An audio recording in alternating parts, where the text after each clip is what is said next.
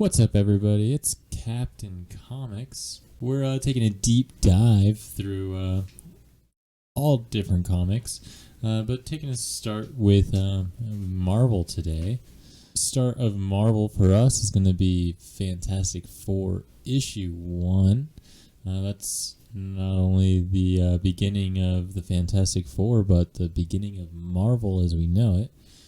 Just before then, they were known as Atlas Comics. Our first issue came to us in 1961, just as we were closing out the year, and was written by the famous trio.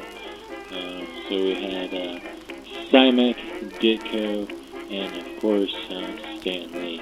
Rest in peace. Let's just go ahead and get right into it. Alright, so as we open to the comic cover here, quite a bit of action going on right away. When the comic was released, I guess it was only 10 cents an issue back then. And who is featured in the comic? And it looks like we're going to meet The Thing, Mr. Fantastic, the Human Torch, and the Invisible Girl together for the first time in one mighty magazine. Here we've got the swamp, or some creature seemingly crawling out of the concrete here. He seems to have some sort of vice grip. Jeez, that's a tongue twister. On the Invisible Girl here. And I think Torch is trying to swoop in and save the day. And I don't know, Thing is maybe getting ready to toss a car at him. And then comically, we have Mr. Fantastic, who is basically like a giant rubber band of a character. He seems to be wrapped up in ropes, which is just kind of hilarious if you know what his character can do, that he would be tied up out of all people. And so, before we move on to, I guess, the first actual page into the comic, before reading this first issue, my only experience with the Fantastic Four had honestly only been the Hollywood renditions, and so I was a little hesitant to watch this or read this version because the movies are all pretty bad. Pretty bad. So I was a little hesitant, to say the least, but I think I was pleasantly surprised. This comic ended up having a lot of good action in it. I was engaged into the characters. There's parts where I feel the story both has problems with having like fillers, but then also just jumping way too fast. And I think this was just Marvel trying to find the correct pacing for their stories. Before issuing the Fantastic Four, while they were still Atlas Comics, they would release multiple short stories inside each issue. And so this was the first full-length magazine, I guess, if you will. And you can kind of feel that they were trying to find the pace with it. For example, when we get into it here right away, they spend almost 4 pages just like watching the different characters get to like this meeting room, and it took up way too much space. And then they get to other parts later on towards the back chapters that just seems to just jump, and you wonder where they got to these conclusions so fast. But other than that, I think this was a great read. So without any further ado, right away here on our first panel, you get introduced to the Fantastic Four. You got Dr. Reed Richards, Ben Grimm, Susan Storm, and Johnny Storm to make up the 4. And that would be Mr. Fantastic, The Thing, Invisible Girl, and of course, the Human Torch.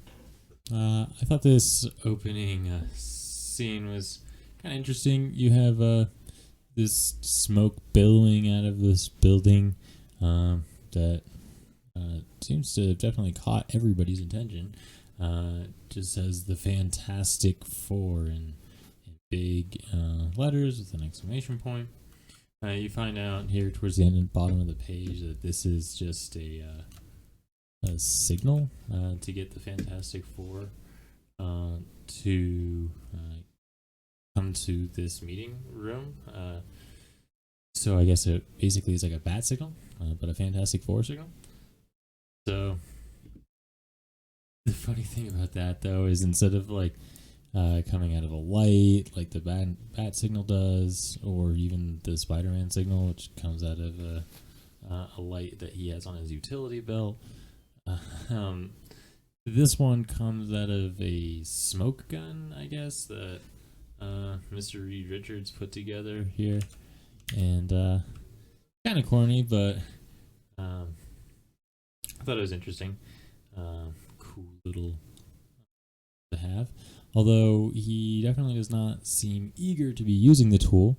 In fact, he very clearly hopes that it is the last time such events will aspire or conspire to lead him to need to use this again. So after the signal is launched, it takes turns going through each of the characters individually. We first meet Susan Storm, and looks like she's just enjoying some tea when we get the call to arms.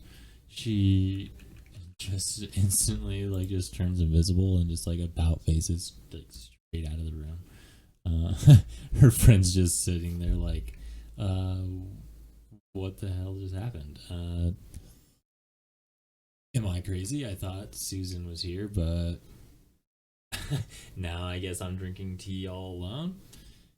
And her friend's not the only person she trips out on the way to the meeting. She barrels through this whole slew of people on the road and just leaves them in a path of destruction. And then she just hijacks a cab, and as he gets to the destination, she just, I guess, drops her fare in his lap because she feels bad for possibly stealing money from this poor guy. But I feel like she would have been better off just stealing money from him, because I mean, this guy straight looks like he's going to have an existential crisis when this dollar bill just drops out of nowhere. And so, I mean, look at that. That's going to be thousands and thousands of dollars in therapy. Jeez. So, yeah, after Susan Storm literally scares the absolute shit out of everybody with her invisibility, she arrives at the building. And we move on to Ben Grimm, who is, I guess, trying to buy a suit while this guy is just mocking his size. I'm sorry, there is no way we have anything that will ever fit you in this store. You might want to try the upholstery store down the road that makes upholstery for couches or something. He really does not create a better path going to the call. He just literally turns face, just leaves his turncoat on the ground and runs down the street in his rags. See, I mean, he barrels out of this building, runs down the street, gets confronted by these police, which is a pretty hilarious encounter. They didn't really do too well, I guess, showing that he was still running. Not in this column, at least. It more looks like, I guess, he knew the cop was just going to shoot him anyways, so he's just trying to put his hand, save his face. And that's pretty much what happened. The cop is just halt or I'll shoot, and then just instantly it's I warned ya, cow. And bullet obviously does nothing to this rock shaped human being. It just glances off of him, and he bashes his way through the street and enters the sewer like a goddamn Ninja Turtle. Again, they spend several columns just kind of showing Reed or the Thing bobble his way down this river, like the lazy river down in Waterworld. So no need to really show that. We will jump to this scene, however. He, I guess, decided he had gone far enough in the sewers and emerges to just absolutely decimate this poor passenger's car. We are 2 fantastic members in here, and we've already now managed to get the riot squad called out to the scene. So these guys are great at being superheroes. I can see why Reed Richards was a little bit hesitant to use the warning now. Maybe it's not so much as this enemy is going to be hard to fight. It's just these guys are just so overpowered or don't know how to use their abilities yet that them getting together is almost more destructive than whatever they're going to have to face. Because that's what it seems like so far. We'll waste a few more panels here until they introduce Johnny Storm, who basically, as soon as he catches the 4 in the sky, also lights up and heads off to join his friends. Literally just torches up, and I actually think that this part was actually really cool how they did draw that in together. And then just with how hot, I don't know if it's how much energy he produces, but his blast off just completely melted the car that him and his buddy were working on. And so I thought that was a really neat artwork for the torch. And yeah, again, looking like a flaming meteor now screaming towards Capital City, which definitely catches the notice of a few weary citizens, to include that of the mayor. And the mayor, in fact, actually becomes so worried about the invasion headed towards his city and that of the Human Torch that he decides to call a freaking airstrike. So after he orders the airstrike on the Human Torch, it jumps to a scene where you see some fighter pilots chasing down the torch. We have a nice little dog fight scene, which is also illustrated really well. Unfortunately, 2 of the pilots drew a little too close to the torch and were set ablaze. But they didn't want to go completely R-rated with this comic, so you can see they safely made it out. We're still okay. Even though those 2 collided, though, one missile did get away and does have a lock on the Human Torch. But before it's able to reach him, Mr. Fantastic does his little, what he does best, I guess, stretches, and he manages to grab this warhead and toss it into the bay. So I guess that kind of shows how strong he is. One, to just be able to stretch out that far, but 2, to be able to grab a missile out of mid-air and yeet it into the bay. Must take some incredible strength. I think out of the 4, so far, the Human Torch has had the coolest entrance. But despite that, he still had an airstrike called on him. So the Fantastic Four has yet to even fight their foe, and we've already probably cost the city millions of dollars. But let's see what journey they were called out here for. Really, the scene where they take out the fighter pilots and Reed Richards saves the day is kind of the end of that chapter. They show a couple more panels of them dragging him into the building, but nothing else really. It just shows the four of them here together, and that kind of closed out the first chapter of the book. And so, of course, now that we've introduced everybody, before we progress further into the story, we have to have a flashback to give a little history here. Learn who these crazy superheroes are. And so, in that flashback, pretty much instantly,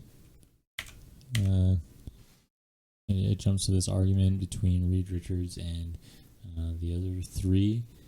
Ben seems to be the most vocal about it, but basically they're worried that not enough testing has been done and they're not quite ready for this mission that Reed Richards is trying to push them on. I guess Susan has some sort of relationship with Reed Richards. She takes his side, obviously, since they're intimate with each other, which I don't know if it explains that too well here, but she basically talks the other two into doing whatever Reed Richards wants to do here.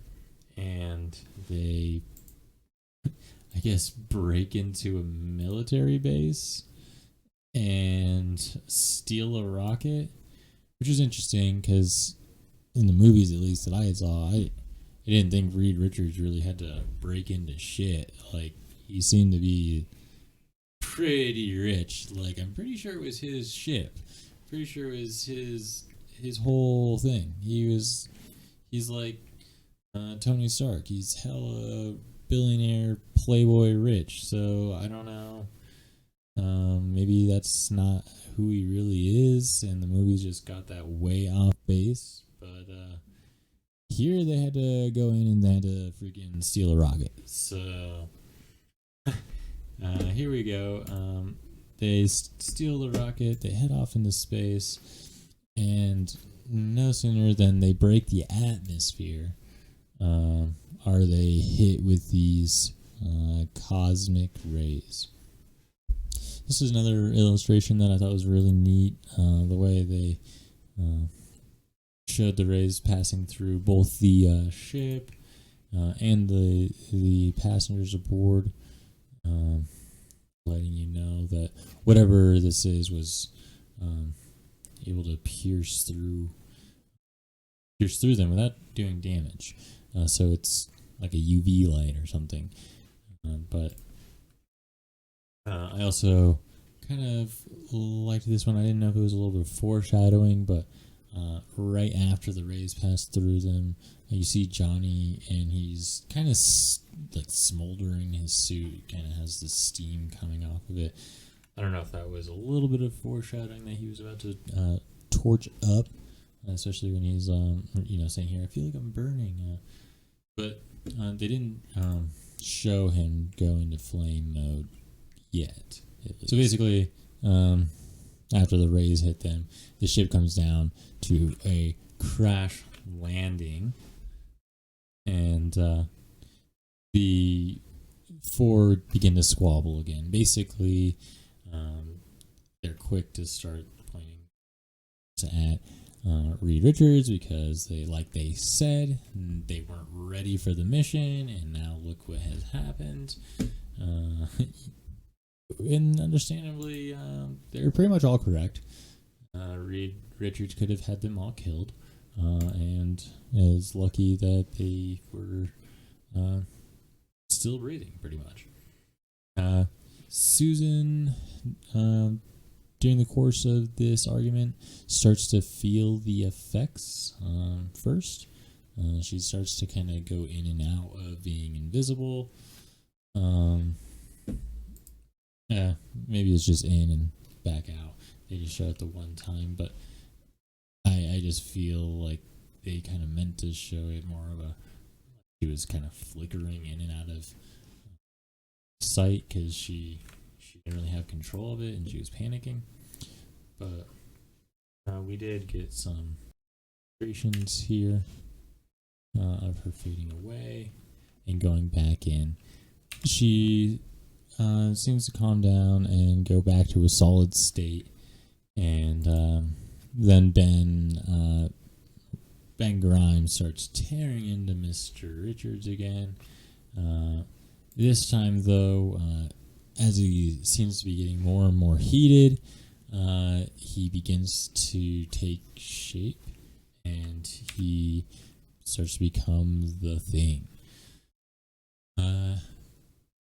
At the peak of his anger, once he's fully transformed, he grabs a tree and decides to just obliterate Mr. Richards with it, or Dr. Richards with it. But I guess lucky for him, his powers also seem to have kicked in at the exact right time. Like, he could not have timed that any better, and he is able to elastic his way out of the situation, and then kind of like boa constrictor the Thing into submission here. And lastly, you see the torch finally light up, and the only real thing I wanted to show here was kind of as he lit up, he was like, "Oh, cool, I can fly," but he managed to also start a forest fire, and so this is when the four of them kind of take back and realize how strong they are, and that they need to maybe chill out just a little bit until they learn how to use their powers, but also that they need to band together. This is kind of what I was talking about with the pacing, where they literally go from discovering this ability, they go from arguing and fighting to discovering that they have these abilities, to just instantly being like, oh, well, we have to use them for the betterment of mankind, right? And then all of a sudden it's just go team go, put your hands in the middle, and they've all got names, they just had those on lock, oh, I'm just gonna be Mr. Fantastic and you're gonna call me the Thing, I don't know, I thought the pacing there was a little weird, but that's how we close up the chapter 2, and then head back to where we left them at the start of this meeting to figure out what's going on. This is where we kind of got a mid, almost like a mid comic cover. So it was a second cover. I don't know if this was going to be originally maybe be the title of it, Fantastic Four Meet the Mole Man, but here we get another image of that same monster that they were fighting on that cover. Really the only difference here is no city backdrop, and you don't hilariously have Mr. Reed Richards, or aka Mr. Fantastic, tied up in a bunch of ropes. Instead he's trying to bring down the Mole Man's arm, and the torch is looking like he's going in to maybe try to get a couple hits in. Reed Richards has designed some sort of machine that's at least allowed him to help track them. Basically looks like a seismometer, but this is what he's using to kind of track these large events that seem to be happening around the world. And that is where it, I think, jumps out of their discussion to a meantime. Basically, what they're talking about is happening somewhere else, and it jumps us to French Africa, which I don't know if that was supposed to be one of the French territories, like the Ivory Coast or Senegal or Chad or something like that, but it just says French Africa. So I guess you can just pick a country and fill in the blank. But couple soldiers are just chatting away when all of a sudden the ground just completely goes out, just like that picture that the group was looking at, and it swallows their entire base. It looks like we get our first sight of this monster that we've seen on the cover and the mid cover. Yeah, this guy seems to be quite large. He makes these tanks look like Hot Wheels. So it's going to be interesting to see what the Fantastic Four does to take him out. But let's dive a little further. Yeah, basically as it's happening, the little seismometer chart thing is doing its job. Flashes back, and we flash back to see the group realizing that something is happening in French Africa. And that's where they decide to just much hop in the ship and go to this isle, which the pacing was a little strange how they just decided they needed to go to Monster Isle. After seeing this damage go down in French Africa, Reed Richards is like, I think I've figured it out. We have to go to Monster Isle. That's where this is all coming from. And so that's why they decided to pack up and basically head to Jurassic Park. Here, it just basically shows that they did not land in silence. They did definitely awake something or some things. And that something would be, I guess, Ghidra, the three-headed monster. And so, yeah, welcome to Monster Isle. And so we get our first square off. We get to see the group take action against their first monster. And it's a pretty quick fight. Basically, the Invisible Girl turns and gets to the thing to kind of start running after her. And then just turns invisible. Which this fucking face here, like... This is like the epitome. Like this, they invented meme face right here. This face just says, "What the fuck?"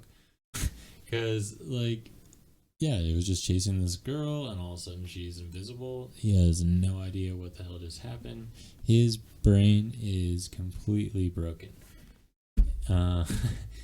And then, like, while he's like trying to come up with some sort of process of what happened.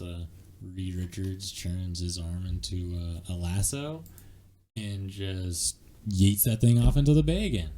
Seems to be his move. So, I guess Fantastic Four 1, Isle of Beasts, Big Fat 0. The victory is pretty short-lived, though, as the group turns face to the members fall. Johnny and lucky for Johnny, Mr. Fantastic, who turns into a parachute and brings them both to safety. They find a trap door, which I guess opens up to this blinding light. Yeah, this blinding light here. This blinding light, I guess, was so intense it made them pass out, and then somebody changed their clothes while they were unconscious. This part it never explains, either here or afterwards. Like, who came and changed them? Why he came and changed them? Where their other clothes are? How he would have known to like give a stretchy suit for Mr. Fantastic and one that's flame retardant for the torch. I don't know, but yeah, this part was weird. So they wake up and they figure out that what blinded them was this valley of diamonds, and Mole Man just introduces himself here. Basically looking like fucking Danny DeVito with some 3D glasses back in the day. But yeah, this is our villain. I am pretty certain that any monster on here is going to be a more formidable foe than this guy. I don't know how he's running the show, but I guess we're going to find out. So that's what ended the third chapter and brings us into our fourth and final installment here. We flash back to the Invisible Girl and the Thing, which are still above ground. They got this like rock panther thing kind of stalking them, and that's when the Thing is like, "Well, my way, woman, it's time for me to do my thing." Pretty much exactly what he says here. I'll show you. He's like, "Duck out the way, let me handle him," and that's what she does. And he takes moves straight out of Reed Richards' book here, and he clobbers him, and then yeets him into the bay.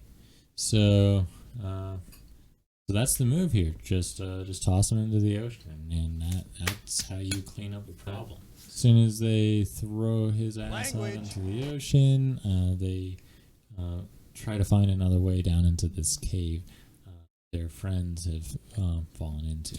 While this is going on, Mole Man is kind of going on his monologue. He's explaining how he got there. Apparently, he used to be a really ugly human, and everybody made fun of him because he was so ugly. And so I think this is the best picture they have of his ugly mug. He kind of looked like Neanderthal almost. Basically, here the Mole Man shows his some semi-ability, and that's to like turn off the lights and then hit you with his stick because he's used to seeing in the dark. Really not that great of a superpower, I guess, but he is definitely given a beating to Mr. Fantastic and Johnny Storm, who can't really see him. And then he unveils his plan. He's been tunneling to the major cities around the world, and he's basically going to cause them to collapse so he can rule the roost.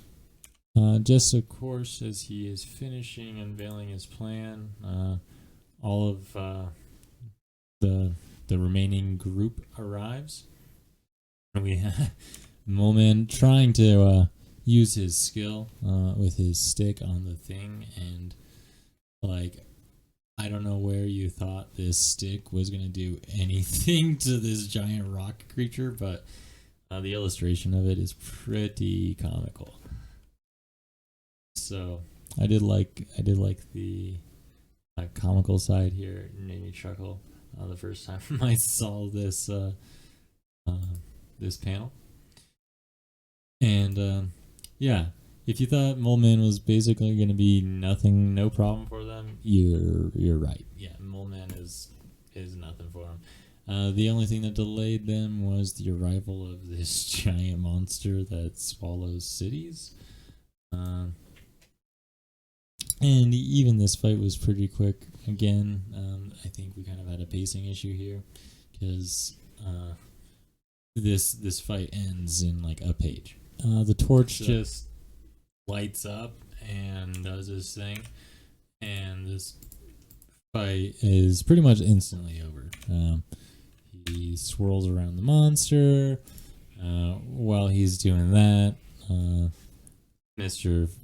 Fantastic Invisible Girl see that the mole is trying to run away and take pursuit. They then capture him, and he's like, "Oh yeah, you can't get a hold of me. I'm a tough little guy." It's literally like, for how much build-up there was, there really was no fight for these guys. he unleashes the group of monsters that have been living in the pit. And again, zero challenge. The torch just kind of makes a tunnel underneath them. And I guess basically collapses the mountain on top of them, as he shoots out him and his group to safety. That basically wraps up our first adventure. I don't know here if they decided to nuke the freaking island, but they didn't do anything that I thought would make it explode like that when they were just leaving. So they must have just left that part out. I don't remember them talking about it, but that is definitely looking like Hiroshima. So no more Monster Isle. And that is literally the end. So we'll see you guys back for issue number 2. I believe we're only going through 5 issues of Fantastic Four. Yeah, we're actually only diving through the first 2 issues of the Fantastic Four.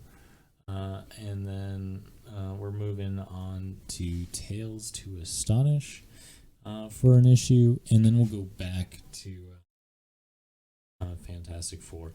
And we're going to kind of switch between those 2 for a while. We found a reading order put together by Travis Starnes, who seems to have put together a pretty awesome list for the core Marvel universe. But thanks for coming, and bye.